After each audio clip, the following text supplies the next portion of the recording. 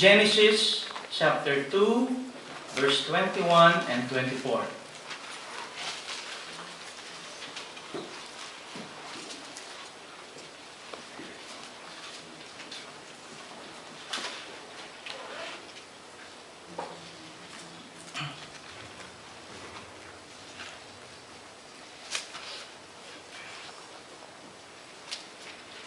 Okay, verse 21 po, at hinulugan ng Panginoong Diyos ng di kawasang himbing ang lalaki, at siya'y natulog, at kinuha ang isa sa kanyang mga tadyang, at pinapaghilom ang laman sa dakong yaon. Verse 22, ang tadyang na kinuha ng Panginoong Diyos sa lalaki ay ginawang isang babae, at ito'y dinala niya sa lalaki.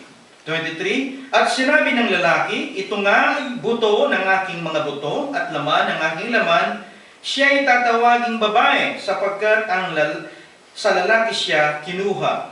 24, kaya iiwan ng lalaki ang kanyang asawa at ang kanyang ama at ang kanyang ina at makikipisan sa kanyang asawa at sila'y magiging isang laman. Ulitin ko po, kaya iiwan ng lalaki ang kanyang ama at ang kanyang ina at makikipisan sa kanyang asawa at sila'y magiging isang laman. Itong lahat ay yumuko at manalangin. Ama, iniling namin ng iyong gabay, pagkilos at pagbigay ng direksyon sa amin, O Diyos, upang sa Ginoon, ang mga salita mo ay maging buhay sa amin. Sa iyo lahat ang kapurihan sa pangalan ni Jesus. Amen. Ang pamagat po ng mensaheng ipagkakalob sa atin ng Panginoon sa umagang ito ay ang biyanan. Yan. Ewan ko kung kayo po ay nakapakinig na ng mensahe tungkol sa biyanan. Alam ko, anak, magulang, pero ang biyanan, meron bang ganyang mensahe? Amen, meron po. Sino po rito yung mga, mga biyanan na? Sa katunayan, ang mensahe nito ay ang pamagat ay biyanan, pero ito ay para sa mga taong magiging biyanan in the future at sa mga biyanan sa kasalukuyan. Paano natin pwedeng itama yung maling perception natin upang sa ganon ay matulungan natin yung ating mga anak na magkaroon ng matiwasay at makadiyos na pamumuhay ayon sa kalooban ng Panginoon Diyos. Sa katunayan ng pagiging biyanan ay isang promosyon. Dati magulang ka lang. Nung nag-asawa ang anak mo, naging biyanan ka na. Isang posisyon na minsan ay ayaw ng mga tao, ayaw ng mga magulang. Pero whether they like it or not, sila po ay nagiging biyanan. Sa pilitan, maraming mga joke po dito, hindi po ba? Sa katunayan ay lahat ng mga joke tungkol sa mga biyanan ay talaga pong hindi maganda. Katawa-tawa.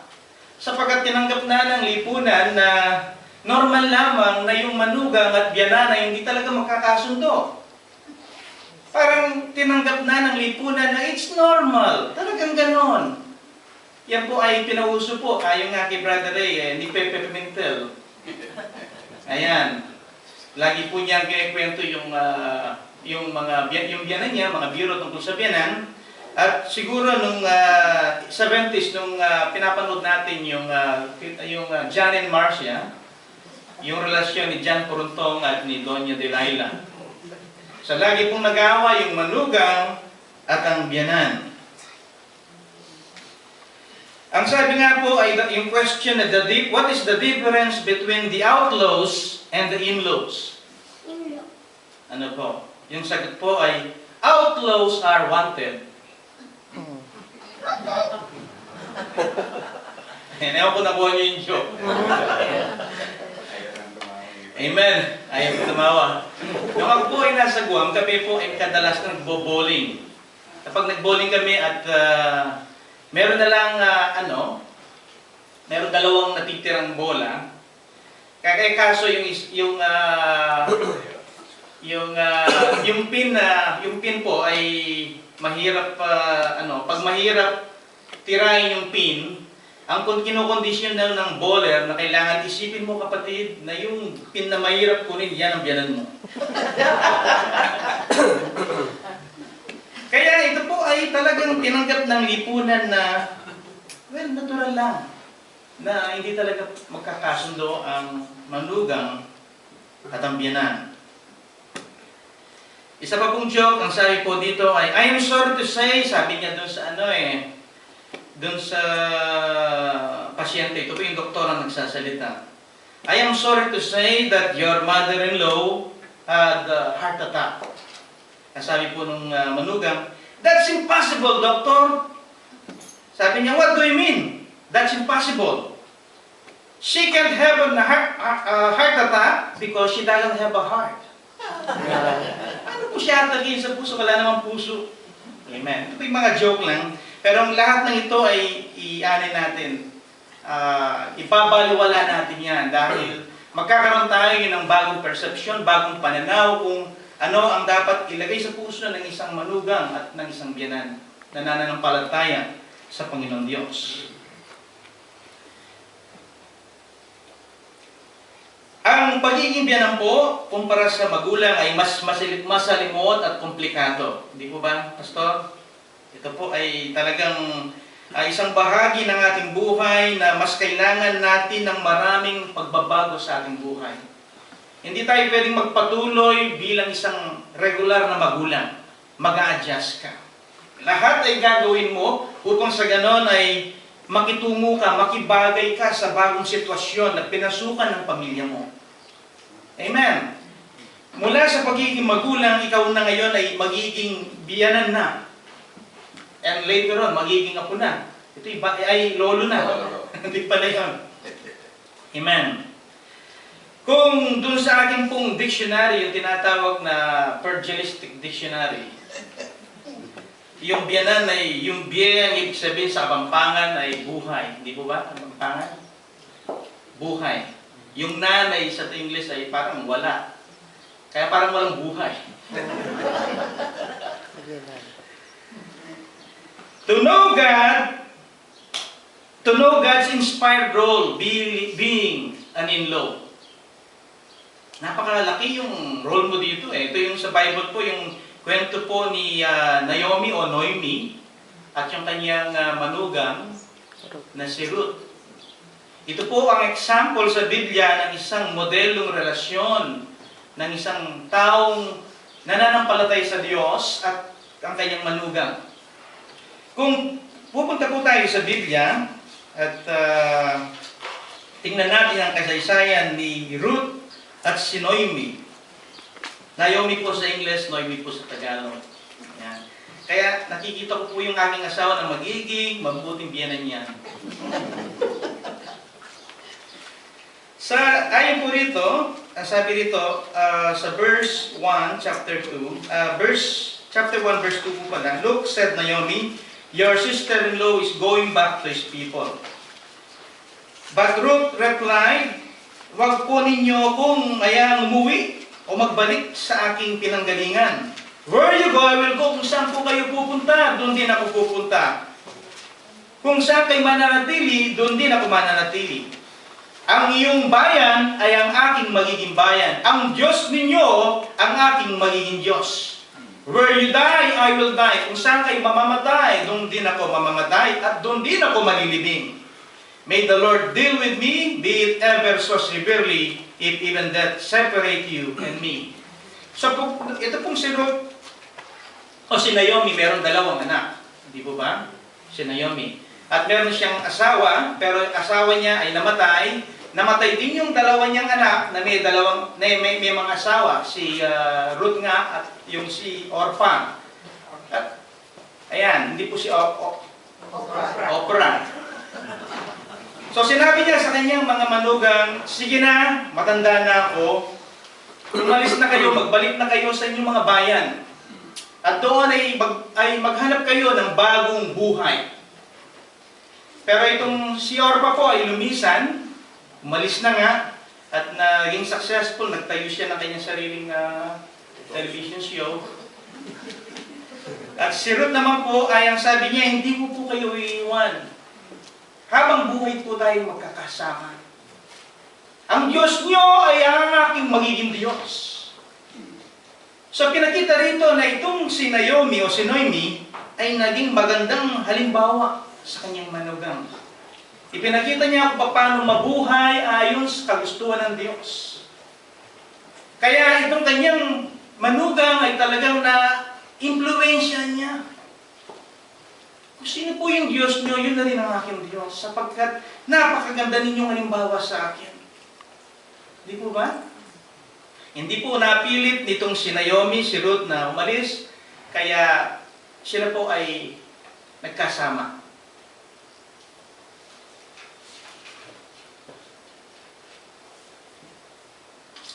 Ang unang tungkulin pong dapat nating tandaan, kapag tayo po ay nag-asawa na, ito yung binasa natin dito, kaya nga, iiwanan mo ang iyong ama't ina, ayan, very clear, iiwanan mo ang iyong ama't ina, at ikaw ay makikisalo na o mamumuhay na kasama ng iyong asawa. So, ito po yung malinaw na pag-iwan, yung detachment, complete detachment from your father and your mother.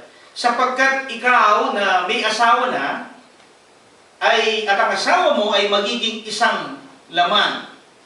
Pero ngayon nangyayari po, dahil magkakasama tayo, ay sakop pa rin nung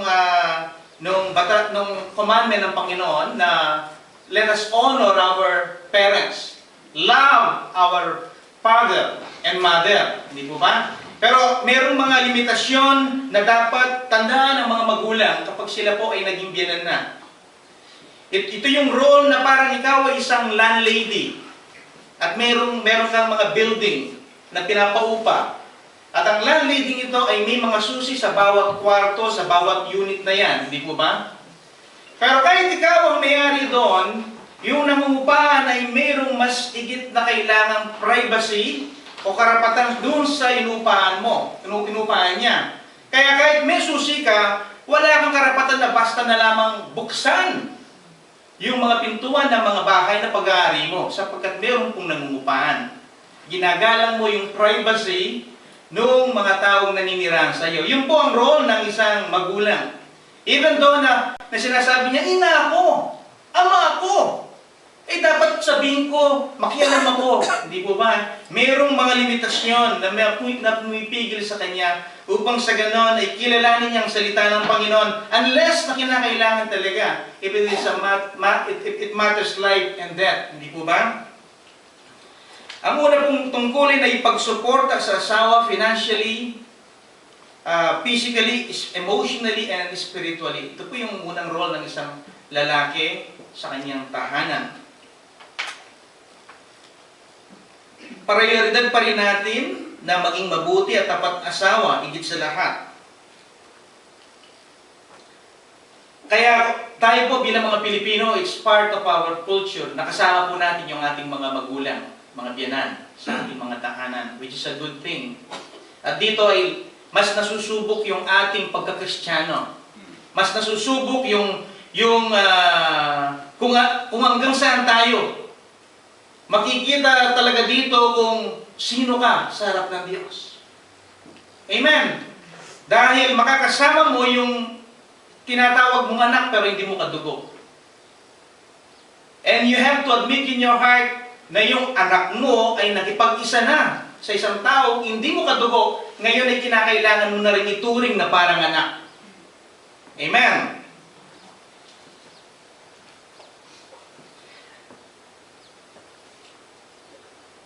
At kung darating ang pagkakataon na pamimiliin ka, sino ang pipiliin mo? Minsan yung mga magulang po, sino pipiliin mo? Ako yung asawa mo o kami? Ayan. Magdesisyon ka, kami ang nagpalaki sa iyo, nagpaaral. Minahal ka namin nung baby ka pa, pinalaki ka namin, tapos pagpapalit mo kami sa babae niyan, sa lalaki niyan. Ayan, yan ba ang role na parang tamang pakinggan, hindi po ba? Pero nasaan ang instruction ng Diyos patungkol dito? Ano ang masamang naidudulot ng pakikialam o di kaya ay pagiging pakialamero ng mga biyanan sa isang pamilya. Ito po'y paghahanda. Ano po? Tanggapin po natin ang salita ng Diyos na isang napakagandang buhay na magbibigay ng kaluwagan sa atin. It will release us from something na maling paniniwala, maling pananaw. Porque alam nating magulang ako, itong gagawin ko. We have limitation. Amen?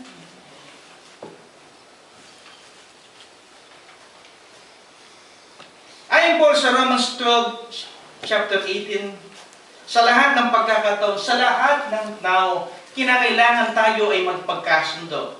We can never exist in this world na meron po tayong kalaban, kakompetensya sa pagmamahal ng ating mga anak. Amen? Kung minsan nalalagay po yung ating mga anak sa sitwasyon na kung minsan may alitan yung biyanan, yung halimbawa, yung anak, yung asawa mo at yung magulang mo, hindi po nagkakasundo. Ano po yung pakiramdam ninyo? Hindi po ba naiipit kayo? Pareho niyo piniplease yung tatay mo at nanay mo. Piniplease mo rin yung asawa mo. Ayaw mong kumampi sa kanila. Pero nangyayari ito dahil nawawala ng wisdom yung bawat panig. Di ba ba? Imbis na magpasensya, imbis na magparaya yung isang panig, nagmamatigas sila. Ito yung nangyari sa buhay ni David. Ang kanyang asawang si Michal at ang kanyang tatay na si Solomon. Next, si Saul. Si Saul po ay hari na galit kay David. Gusto niyang patayin. At ginagamit niya ang kanyang anak na si Michal upang masilo pagkatapos mapatay itong si David. At yung si Michal naman ay mahal na mahal niya yung kanyang asawa. Kaya may mga pagkakataon na nalalagay sa ganyang sitwasyon yung mga anak natin. Pero because of our selfishness, kung minsan pinapairal natin yung ating kapangyarihan, hindi natin nakikita nakakasakit tayo ng ating kapwa. Rules of engagement, kung minsan pag tayo po ay nakikipaglaban sa isang giyera, meron tayong susunod na pagkakasunod-sunod na mga yugto ng labanan.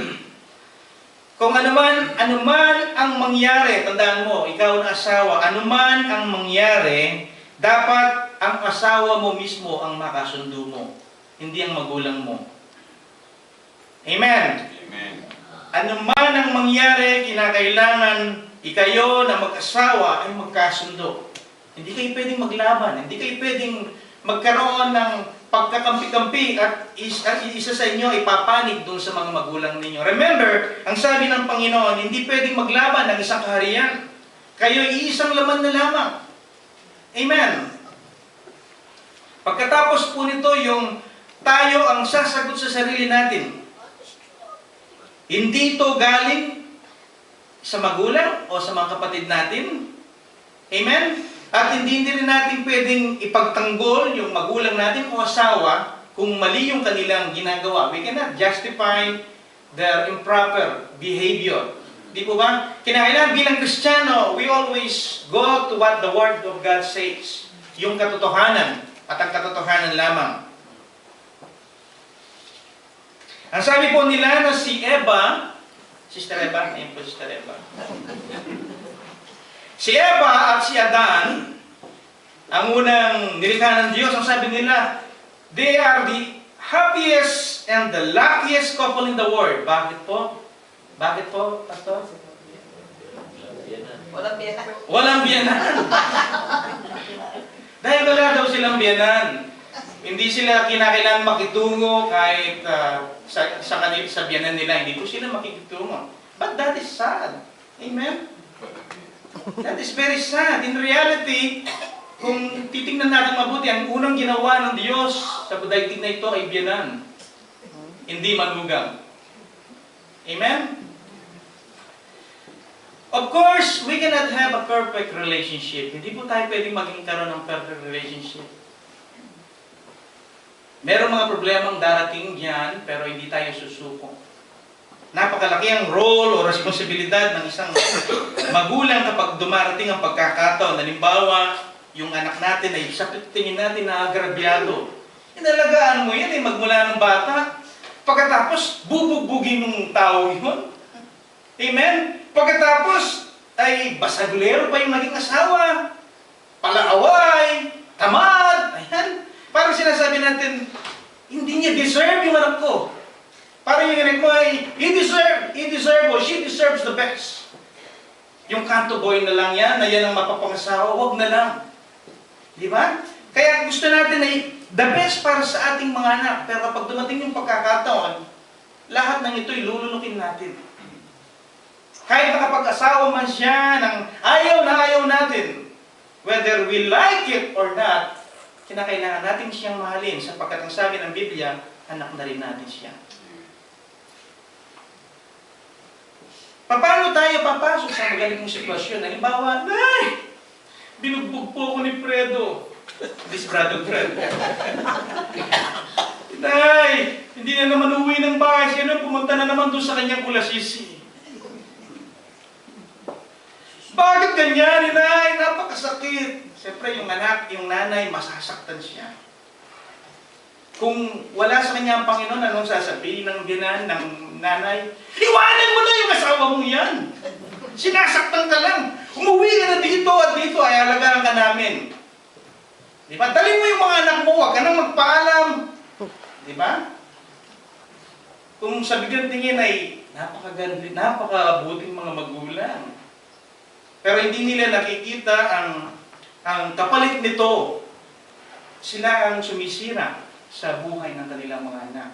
Kailangan ay tanggapin natin na ang buhay na ito, hindi lahat ng tao ay perfecto. Nagkakamali ang bawat tao. Nagkakamali ang mga magulang, nagkakamali rin ang mga anak. Lagi natin binibigyan ng pagkakataon na magbago at magsisi sa kanilang mga kasalanan. Ilan ng mga anak ang nagiwalay dahil sa susod ng mga magulang? Di po ba? Ilan na? Napakarami na. Dahil wala pong training yung pagiging biyanan. Pag naging biyanan ka, wala akong training. Ang alam ko lang magmahal. Ang alam ko lang ay mag-provide. Ang alam ko lang ay tumulong. Pero wala akong training pag sitwasyon ganito, ano nga aking gagawin? Di po ba? Ano ang aking gagawin? Kaya it's very important, like Noemi. Ayan, I emphasize Noemi, not my wife. Sasabihin ng aking asawa, don't annoy me.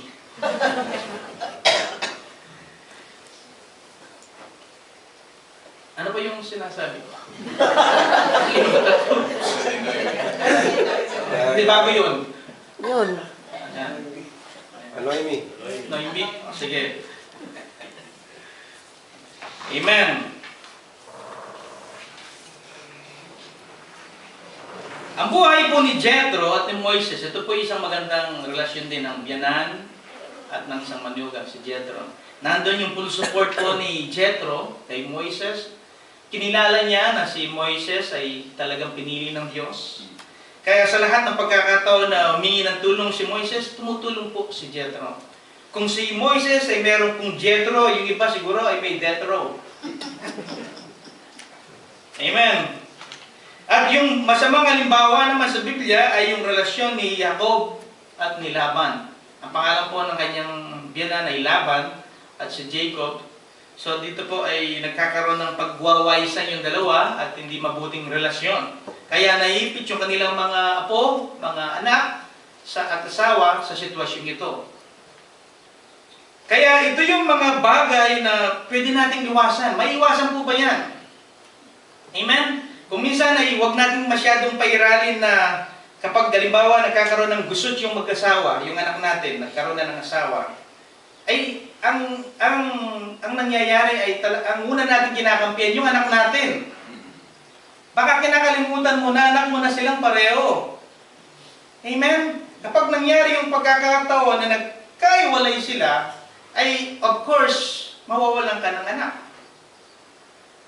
Kaya kung isang magulang ay titignan niyang mabuti ang sitwasyon, pag-aaralan niya, at kung ano yung pwede niyang gawin at ipapanalangin. Upang gawin niya lahat ayon sa kanyang makakaya sa tulong ng Diyos.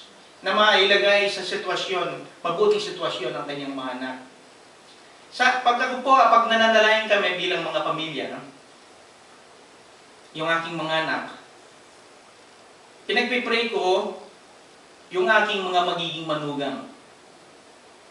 Pinagpipray ko kung nasan man sila, ay alagaan po ninyo sila at nawa ay matagpuan nila yung ng aking mga anak, yung lalaki o babae na para sa kanila. Amen. At pinagpipray ko na pagdating ng pagkakataon na yon, ako ay maging isang mabuting biyanan. Ito'y paghahanda. Paghahanda natin kung tayo po ay magiging ama, at paghahanda natin kung tayo po ay magiging biyanan, and then after that, magiging lolo po tayo. Hindi po ba? Amen. Ito ay mga exciting na karanasan sa buhay ng isang Kristiyano. Pero without the Word of God, sabi nga sa Bible, without the Word of God, people perish. Without the wisdom of the Holy Spirit, ginagawit ng tao ang kanyang sariling kalooban. Kaya ngayon sa Pilipinas, alam natin na mayroong isang batas na sinususog ng Kongreso, yung divorce bill. Hindi po ba? At very amazing and surprising, more than 50% ng mga tao ay pabor sa divorce. Sabi ko, totoo ba itong naririnig ko o nababasa ko? Few years ago, walang gustong divorce sa Pilipinas because it is a Catholic nation, a Christian nation, very sentimental people, na ang relasyon sa pamilya ay napakaigpit at talagang very close. Bakit ngayon ay gusto na nila ng divorce? Bakit kayo? There is something wrong. Sa katunayan, kung ikaw ay church, hindi ka na kinakailangan magkaroon pa ng stand kung pabor ka o hindi pabor. Pabor ka ba sa reproductive health bill o hindi pabor? Dapat kung ikaw ay simbahan, alam mo na kung anong naituro mo sa mga tao mo. And you believe in them and you know kung ginampanan mo ang tungkulin mo spiritually, they will choose the right thing. Pero hindi. Nag-failed ang simbahan. Amen? Dahil nag-failed ang simbahan, gusto niya ay magmaniubra na at sila na po ang mas makapangyarihan kaysa sa gobyerno. Hindi kami pabor sa marriage bill na yan. Hindi po ba? But a true Christian, it doesn't matter kung ano ang stand natin. It doesn't matter kung ano ang stand ng church natin. Because we know in our heart, dahil tinuturo natin dito ang walang kulang at walang bawas na salita ng Panginoon, we believe that they will decide the right thing. Amen? Merong pinikula dyan na inilabas, yung ligayang itawag mo sa akin.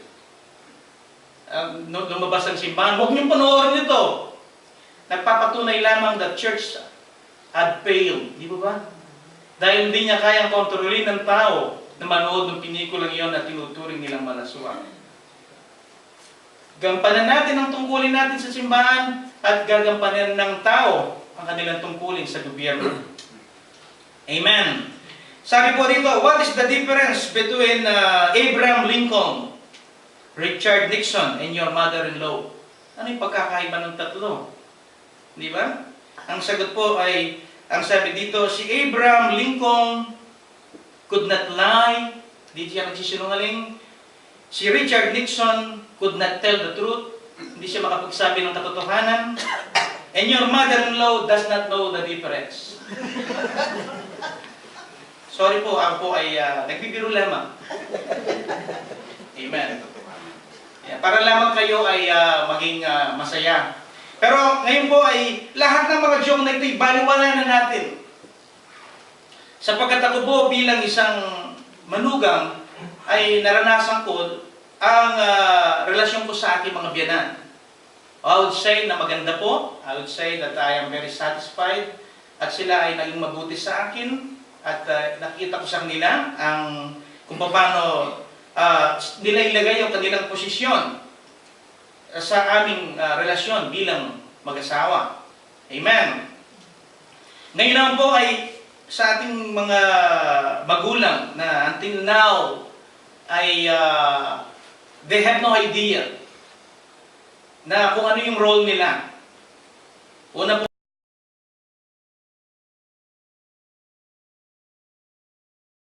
kaya natin laban sa ating mga manugang. Gayon din naman tayo bilang mga manugang, huwag tayo magsasalita ng anumang bagay na masama laban sa ating mga biyanan. Amen. Huwag mong ipangangalandakan at huwag kang magkakaroon ng kumpara. Kung halimbawa meron kang mga manugang, huwag mong ipagkumpara. Gusto ko yung manugang kong yun. Masipag siya. Amen. Yung isa kong manugang, naku, tamad yun. Mabuti pa yung manugang kong yun, binibigyan lagi ako ng pera kapag nagkikita kami. Kaya mahal na mahal ko yun eh. Ang bait-bait niya. Pero yung isa kong manugang, naku, napakakuripot. Bibigyan lang niya ako itong birthday ko. Diba? Ito po yung katotohanan. Whether we like it or not, mother-in-laws, father-in-laws, they compare. Pero hindi nila alam ang nagagawang kasama nito sa buhay ng kanilang mga anak. Amen? Gumising na po tayo mga magulang at mga future na magulang. Kapag tayo nasa sitwasyon ganun, maging maingat tayo sa ating pananalita sapagkat makakasakit tayo. Pag sinaktan natin ng ating manugang, sinaktan din natin ng ating mga anak. Pag sinaktan mo ang iyong mga biyanan, sinaktan mo rin ang puso ng iyong asawa. Amen? Minsan yung asawa mo, makikinig lang yan. Tinitingnan lang yung pwede mong sabihin, baka meron siyang madampot na masama laban sa iyo. Diba? Kaya ako, nag-iingat ako eh. Nag-iingat talaga, mahirap na. Amen. Hindi, okay lang na makalaban mo na yung ibang tao, huwag mo lang makalaban ang asawa mo. Amen. Lagi po sinasabi ko sa asawa ko, kahit nakalaban ko na ang buong daigdig, huwag lang ikaw. Diba? So, a happy wife is a happy life. Amen? So, tayo pong mga magulang ay, yun nga, huwag tayo magkaroon ng favoritismo. Well, i-search natin ang sarili natin ngayon, saan ako nagkulang? Siguro nga, nagagawa ko itong mga bagay na ito, na hindi ko namamalayan. Of course, hindi mo talaga namamalayan. Kasi wala naman talagang nagturo sa iyo na dapat itong gawin mo eh. Ngayon lang maririnig yan. And I believe you are blessed enough to hear this message na hindi mo kailanman narinig sa tanang buhay mo.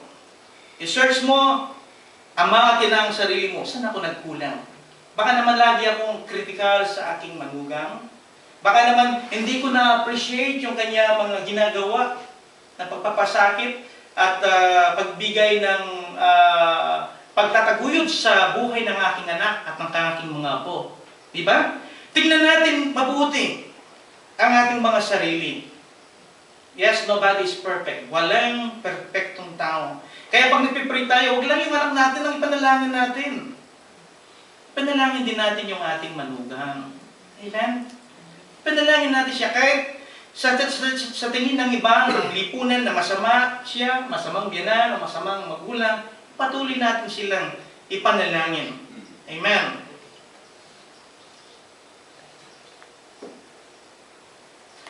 Ito po ang isang mabuting biyanan po sa buhay ni Pedro. Babasahin ko po sa Book of Mark, chapter 1, verse 30 and 31. Mark 1, 30-31. Ang ina ng asawa ni Simon ay nakaratay na nilalagnat. Agad nilang sinabi kay Jesus ang patungkol sa kanya. So nakita po natin, ano po yung sakit nung yung biyanan niya? Ano po? Nilalagnat. Ayan. Nilapitan siya at ibinangon ni Jesus na hawak ang kanyang kamay. Kaagad na inibsan ng lagnat ang babae at naglingkod sa kanila. So tingnan natin ang pagmamahal ni Pedro sa kanyang biyanan. Amen. Sabi niya, humingi siya ng prayer request. Kailangan mo naman yung aking biyanan. Hindi naman maruba yung sakit niya eh. Hindi naman leukemia, malaria, AIDS, hindi naman. Ang sakit lang po niya ay lagnat. Nilalagnat. Amen. Pero dahil mahal niya yung kanyang biyanan, Jesus, pwede ba lay over mo itong pag-pray mo yung aking biyanan? Well, natuwa ang Panginoon. I'm glad of you, Peter. Sabi niya, lagnat lang, pinag-pray mo pa. O sige, Pinag-pray po nila. At yung biyanan naman ay kagad namang lumakas. Pagkalakas pagkatayo ay nag-serve kagad. Amen. So makikita natin dito na si Pedro po ay he has a very good relationship with his mother-in-law or in-laws. Amen. So sa ating pong konklusyon, ang mga kadailanan ng pagbaksak ng mga pamilya ay may kaugnayan din sa role ng hindi lamang ng simbahan, ng estado, at ng mga tao na kapaligid, kung hindi, gayon din yung mga role ng mga magulang na nakapaligid sa kanila. Ito yung ang kawalan ng mabuting pagpayo. Minsan nakala natin tama na yung payo natin eh. Di ba ba? Out of love. Marami na ako nakitang mga pamilya na they dissolve, hindi po ba? Dahil maling pananaw ng mga magulang. Mas gusto ko pang dito ka na lamang. Mas gusto ko pang nandito ka, ako na lang ang bubuhay sa buong mga anak. Kesa na makasama mo yung balasubas mong asawa. Diba? Yan ang ano natin eh. Ayaw natin mga grabyaging mga anak natin. Pero it's about time, my brothers and sisters, na ayan natin ang Diyos. Na siyang gumawa ng hakbang, hindi tayo. Huwag natin ilagay sa ating mga kamay. At darating pa ang mga panahon. At kung meron man tayong mga maling nagawa, meron pa tayong panahon para itama ito. To develop a very wonderful relationship with your mother-in-law, father-in-law, and your son-in-law. Amen? Ituring mong anak mo, ang asawa ng anak mo. Ipanalangin mo sila sa lahat ng oras. Huwag kang papasok kung hindi ka pinapapasok. Amen? Kung minsan kailangan natin dahil tayo may-ari ng apartment at may susi tayo, bukas ka na ng bukas. Di po ba? Kahit nag-aaway sila, nagsasalitaan, wala pa rin karapatan ang magulang na makialam. Tandaan po natin, unless it's a matter of life and death. Ngayon, pag ginayaan po ng halimbawa ng tenant, yung nangungupahan sa bahay, pwede po ba makialam kayo sa amin? Tingnan ninyo na meron pong mga sirang mga tubo doon, at tingnan ninyo may mga electrical problem dito, at pag binuksan po yan, nagpapasok ka, makikialam ka, alam ito mga solusyon na gagawin natin, anak. Ay, di ba? Pagkagawa natin yan, uupa tayo ng ganito, ganyan din po. At tayo, ang mga anak, ang magbubukas ng pinto sa mga magulang upang sa ganun, saan sila papasok. Sapagkat malinaw ang sabi ng Panginoon, sila ay lilisan, mabubuhay, at mag-iisa na. Iiwanan niya ang kanyang ama at ina. Amen. Kaya tayo po, never and never na magkaroon tayo ng pananalitang masama laban sa ating mga manugang. Never. Never. Lalong-lalo na sa harap ng ating mga anak at harap ng ating mga apo. Amen? Kaya minsan, ang nangyayari po ay nagiging mas complicated kung nagsalita si biyanan na ganito, na magsasalita rin si balay ng masama, ay mas malaki kung ano na yan, labanan na yan. Di po ba? Nagsalita siya ng masama sa anak mo, nagsalita siya ng masama doon sa anak niya, sa anak mo. Kaya ito po ay mas komplikado na. Pag birthday nung apo, nakikita, nagpa-plastikan. Ay, balay, napakaganda mo ngayon. Di ba ba? So nagkikita-kita tayo dahil sa ating mga mahal sa buhay, pero merong galit. Yan ba ay gusto ng Panginoon? Hindi po. Hindi po kayo naman gusto ng Panginoon ang mga pangyayari nito. But one thing is really beautiful and one thing is really wonderful. Nasa kamay natin ang ngayon at sa inaharap. Marami tayong may tatama sa buhay natin. Upang sa ganun ang buhay ng ating mga anak ay hindi na maging miserable. Akala ng ibang ina na porke yung anak niya ay sa tingin niya na agrabyado, o kaya ang gagawin niya, magsasalita na siya ng magsasalita ng masama laban sa kanyang manugang. Ang hindi niya alam ay nagkakaroon lamang ng rape. Di ba? Ikaw naman anak, huwag ka naman ng sumbong sa nanay mo. Na yung asawa mo ay ganito, ang asawa mo ay ganito, ipagtanggol mo siya. Ikaw ang gagawa ng paraan upang sa gano'n na yung kanyang imahe sa harap ng nanay mo o tatay mo ay maging maganda. Sabihin mo yung mga magaganda at hindi yung mga pangit niyang quality. Hindi po ba? At dahil dito, kung masusunod natin lahat ito, walang favoritismo, walang pakikialam, pangimasok, pagkukumpara, ay magiging maayos po ang takbo ng buhay ng pamilya. Amen? Yan, ako na-inspired pag nagkikita ko si Brother Nel at Sister Rose. Parang sila yung talagang mag-ina eh. Ayan. Praise God.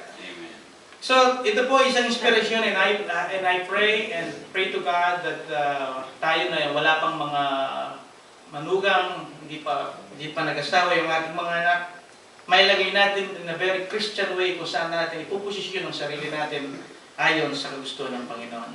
Tayo pong lahat ay yumuko at manalangin. Amen. Praise God. Panginoon, sa umagang ito, kami po ay nagpapasalamat sa iyong banal na salita. At pinahintulot mo na makita namin ang aming sarili.